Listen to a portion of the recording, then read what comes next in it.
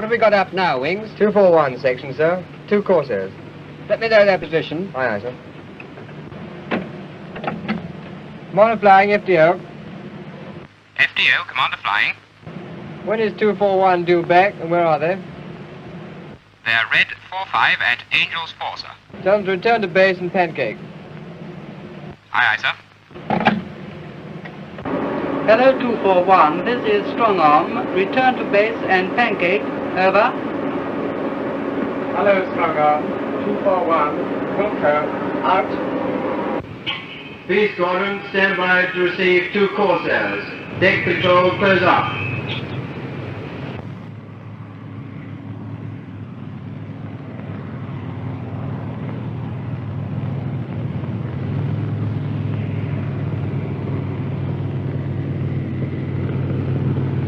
Coming in now, sir.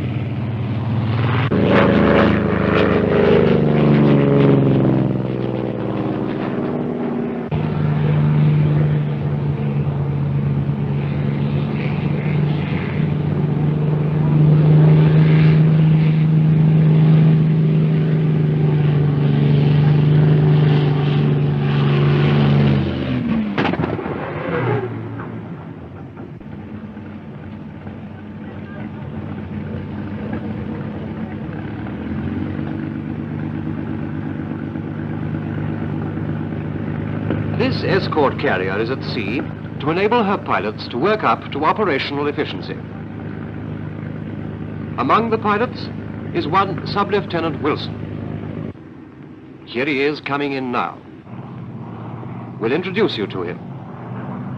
Wilson was one of those types who thought deck landing was just too easy, and that batsmen were an unnecessary luxury.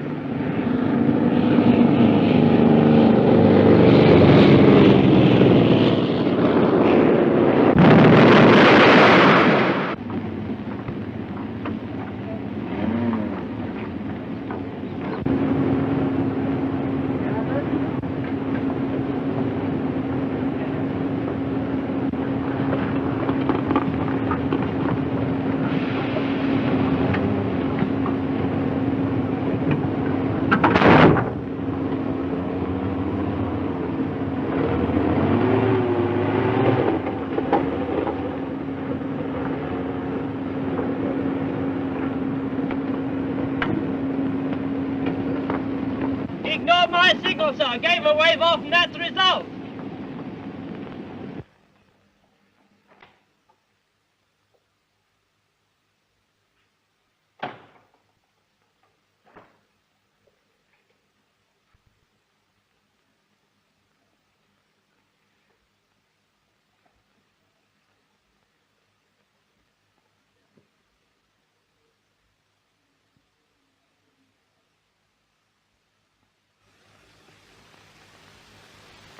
This is the training you do here to prepare you for your actual deck landings.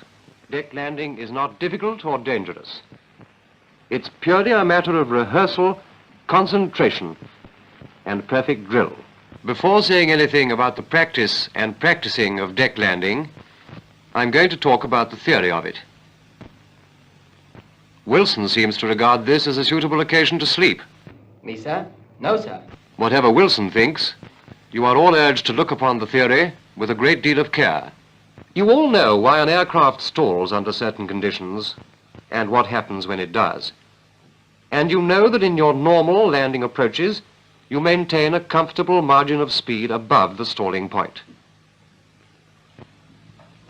In deck landing, however, you cannot afford that margin of speed because there isn't room, and you must make sure that your aircraft stays on the deck when you cut the throttle.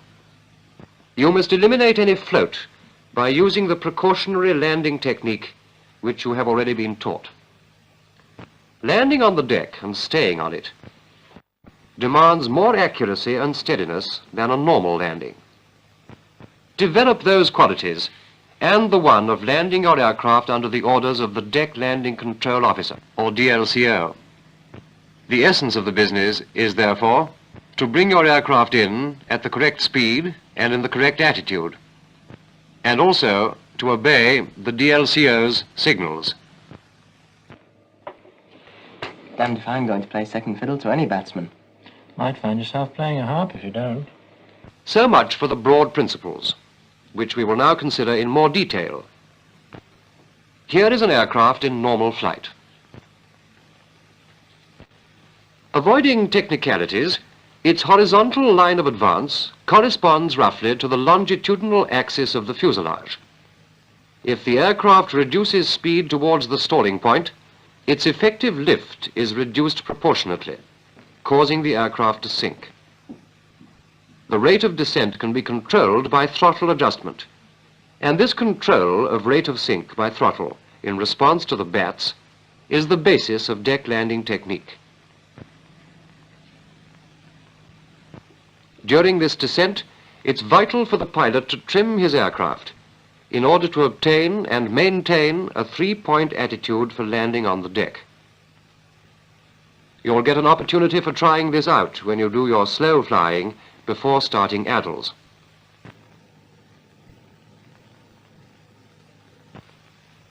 Another thing is to keep straight, to land down the center of the deck without any drift. That again is a matter of obeying the batting signals. Let's run through these and learn their meanings and application. This is the steady as you go signal, which indicates that all is well. Height, direction, attitude, and rate of sink.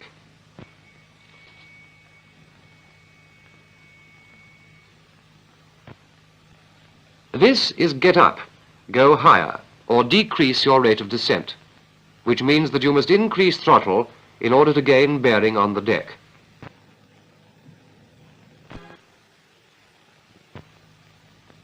This third signal means come down, come lower, or increase your rate of descent. You must decrease the throttle as necessary, but prevent the aircraft from assuming a nose-down attitude.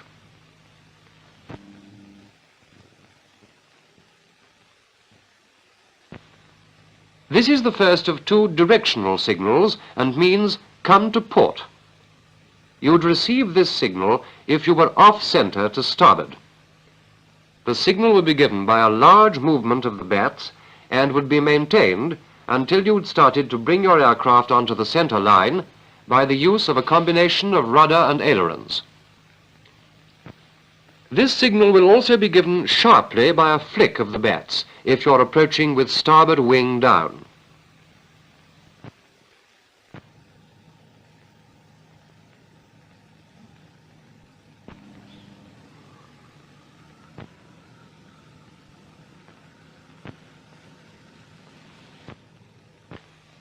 This signal means come to starboard.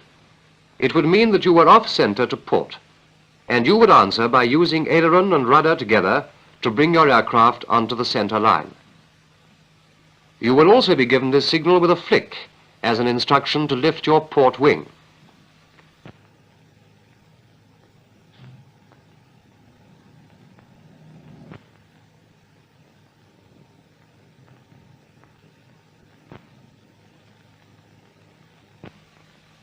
Now we come to two speed and attitude signals. Firstly, raise the nose. Here, your aircraft would be incorrectly trimmed and assuming a two nose down or powered gliding attitude, thus causing an undesirable increase in air speed. The second attitude signal is lower the nose, go faster. Here, your aircraft would be assuming an exaggerated nose up attitude, and your speed would probably be too slow.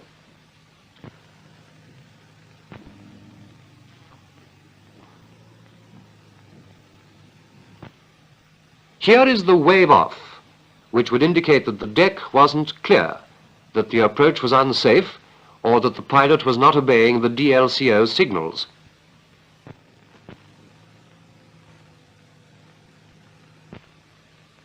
This is the cut. And here you would at once and without any hesitation chop the throttle closed and maintain the aircraft's attitude and direction until it touches down.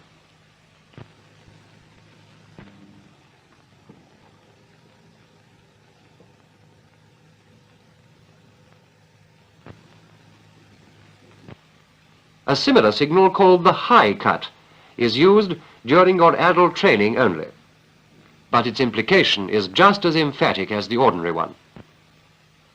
Finally, 3 signals which are designed to prevent any awkward situation should your cockpit drill be at fault. Firstly, hook not down, lower hook.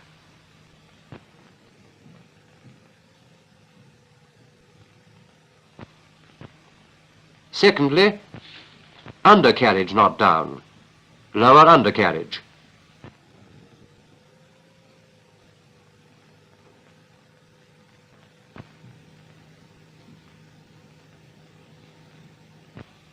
And thirdly, flaps not down, lower flaps.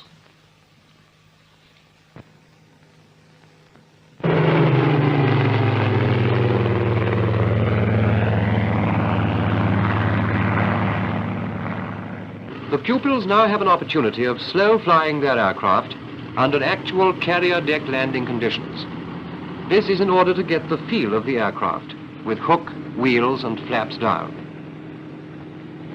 Also to ascertain the minimum speed at which they can fly their aircraft short of stalling. Training in slow flying is an essential preliminary to successful deck landings. You have all completed 2 trips of slow flying. Now you're ready to commence your adults. The program is on the notice board in the crew room. Here is the batsman who will bat you onto the deck, and this pilot will give you demonstrations on how to do it. It is to be expected at this stage of the training that things rarely go smoothly for any pilot, and Wilson is no exception. And he soon realizes that he has much to learn before he can make a satisfactory deck landing. He is either too high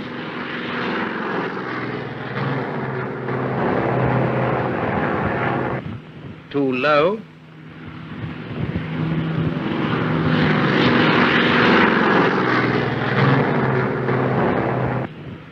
off center to starboard,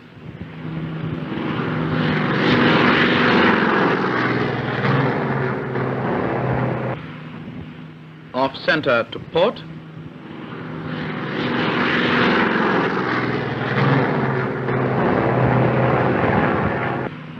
or he is approaching at the wrong speed and has the nose of his aircraft down.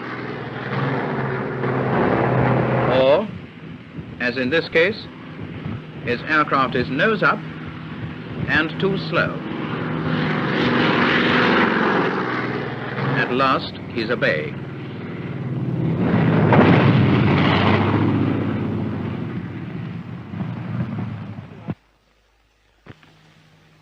Let us see these approaches again in slow motion and analyze them in greater detail. Wilson is approaching too high, and the batsman is telling him to come lower or to increase his rate of descent. The pilot must decrease the throttle as necessary and maintain sufficient pressure upon the control column to prevent the aircraft from assuming a nose down or near gliding attitude. Here, Wilson is going to the other extreme and is receiving the signal, get up, go higher, or decrease your rate of descent. If the signaling is violent in implication, it will be necessary actually to gain altitude by climbing, in which case backward pressure is required on the control column. Now, Wilson's aircraft is approaching with wings level, but is off-center to starboard.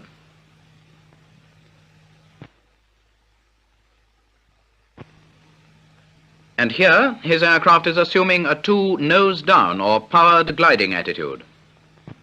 This is causing an undesirable increase in airspeed.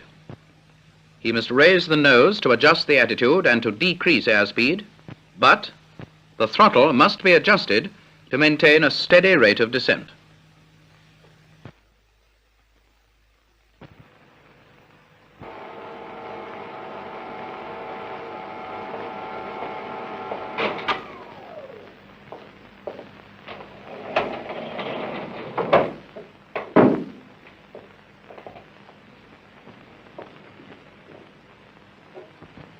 I hope that has given you an idea of your mistakes. Some of you are still slow in obeying the DLCO's signals. Some of you, too, still don't believe that he knows the answer. Implicit and immediate obedience to him is the only way, and that is what you must and will learn. That's vitally important here, even more so when you're out there, landing on. Only the batsman with your direct obedience can put you down in the right place at the right time. What is more important, modern aircraft such as yours have high landing speeds, and in some cases a restricted angle of vision, and you can't depend upon your own judgment. As in the case of these later carrier-borne aircraft, the Firebrand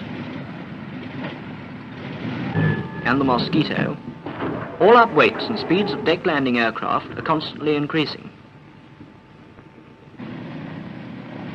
Take another look at the Firebrand. Notice particularly the length of fuselage ahead of the pilot, making him more than ever dependent upon the batsman. And once more, the Mosquito during its first deck-landing trials, with an all-up weight of 20,000 pounds and a touchdown speed of 85 knots. And here is the de Havilland Vampire, which is small, with a good view, but a high landing speed.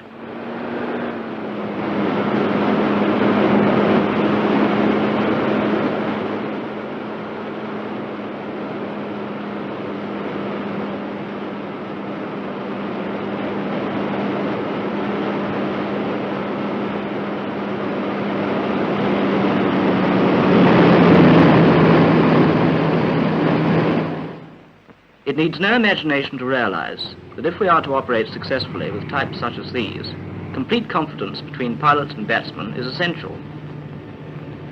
So remember, you must obey the bats.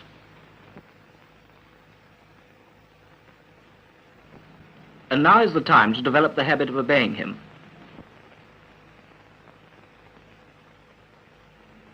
On returning to the carrier, aircraft fly around at 1,000 feet with hooks down. I've drawn this so often, I'll let it draw itself for a change. We will consider the drill for the simple one carrier, one squadron procedure. Aircraft returning to the carrier proceed to the waiting or squadron break-up position. The waiting position is a left-hand circuit about the carrier, passing close up the starboard side of the ship at a height of approximately 1,000 feet. The correct formation for waiting in this position is flight's line astern, and each flight in echelon starboard. For simplicity, we will first illustrate the standard deck landing circuit and approach of a single aircraft. The landing circuit is executed at about 300 feet. The aircraft enters this circuit and flies up the starboard side of the carrier, lowering the arrestor hook before passing the ship. At approximately half a mile ahead of the carrier, the pilot turns left through 180 degrees. This will bring him back on an opposite course to the carrier, so that he will pass the latter of a distance of 800 to 1,400 yards. While on the downwind leg of the circuit, the pilot lowers undercarriage and flaps and completes his cockpit check. He then trims the aircraft at an airspeed of some 10 to 15 knots above the final approach speed.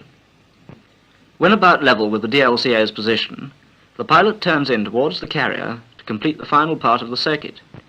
The DLCO becomes visible almost as soon as the aircraft turns in. Let me emphasize, once more, that his signals must be obeyed implicitly as soon as they are made, but smoothly so as to assist him in anticipating the future movements of the aircraft. The only action open to the pilot, other than obeying the DLCO, is to fly round again. This the pilot is always entitled to do if he is not satisfied with his approach, but a voluntary wave-off can normally be taken in perfect safety as long as the round-down of the carrier is visible to the pilot. When flying around again, the pilot opens up to full throttle and turns left down the port side of the carrier. He rejoins the landing circuit ahead of the carrier and executes it again exactly as previously described. The standard deck landing approach is carried out as follows. The pilot, after turning in, points the nose of the aircraft at a point half a carrier's length astern of the carrier, and at the same time throttles back to attain the final approach speed. He he begins to lose height with a steady rate of descent. As the aircraft approaches the carrier, it tends to drift downwind relative to the latter, so that a gentle turn to port is necessary to keep the nose of the aircraft directed at the point half a length astern of the ship. If the approach is carried out correctly, the rate of turn remains almost steady and results in the aircraft entering the groove at a point about 100 yards astern of the rundown.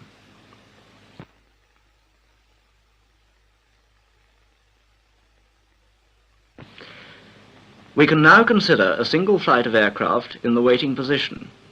Either by RT or by the flashing of C for Charlie, it receives the order to land on from the carrier. As the section loses height to enter the landing circuit, the flight leader will lead his flight down in echelon starboard.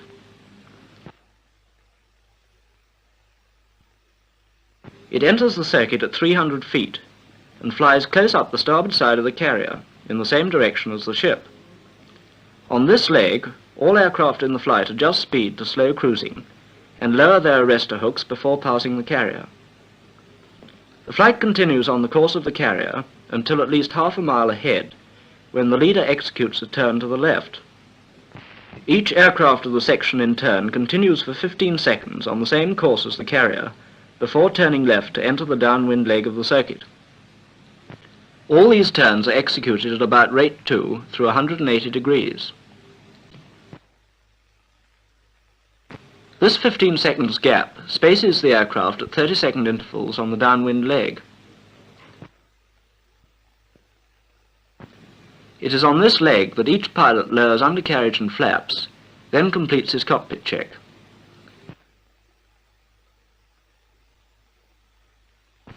The 15 seconds time lag of turn into the downwind leg results in a 30 seconds landing on interval.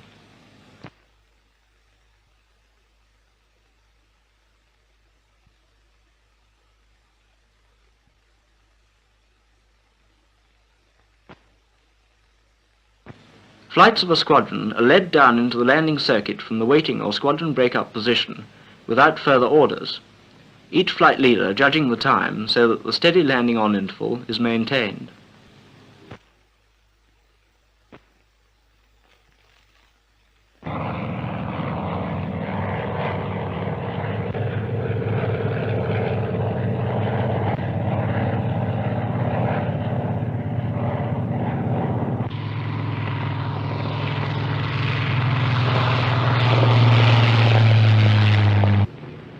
Pupils continue with their training until they are proficient on shore.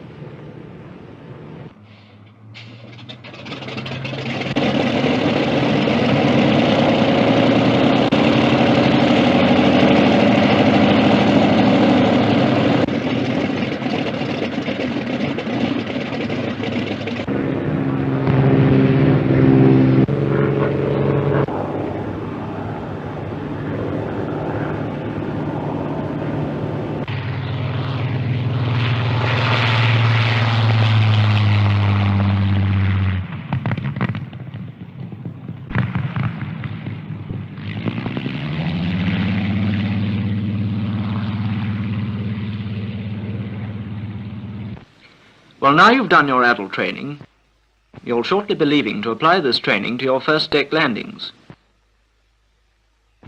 But before you leave, I want to remind you of certain differences which exist in landing as carried out on a naval air station and landings afloat. Will you gather round a minute, please?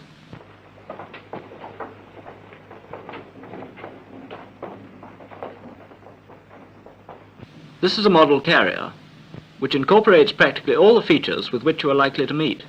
Though there are several different classes of aircraft carriers in existence today, and you may find yourselves in any one of them, the basic principles of their layout is the same. Running from stern to stem, there is, firstly, the after lift. Then the arrestor wires, which vary in number from 4 in a British escort carrier to 8 and more in the fleet carriers. They are about 24 feet apart and have a pull-out of 120 to 150 feet.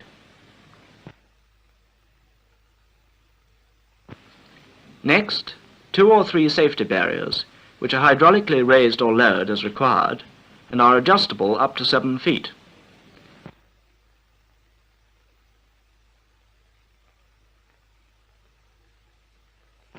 The accelerator is situated here on the port side. Then there is the forward lift, and finally the windscreens, which you will only find in the fleet carrier. Here are the distinguishing signals for calling in aircraft. They are known as landing strips and are readily discernible from the air.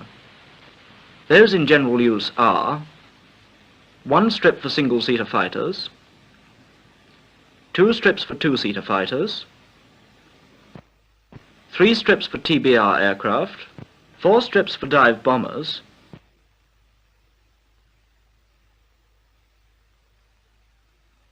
and the circular panel for all comers.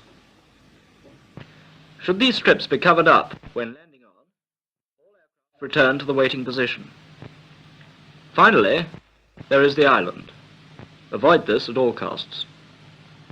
And remember that bad weather, operational stress, and the human element may take a hand when you least expect them to.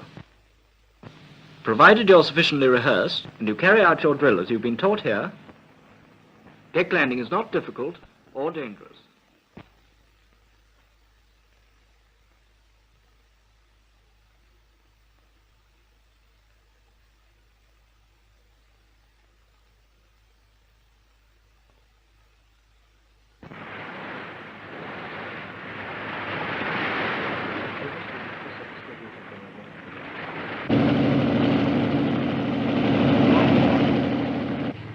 Yes, he realizes now. He didn't know better than the batsman. It might have been too late. Remember, the batsman gives you credit for knowing your job. Have confidence in him. Obey his signals, and you will find, as Wilson did, that deck landing is not difficult or dangerous.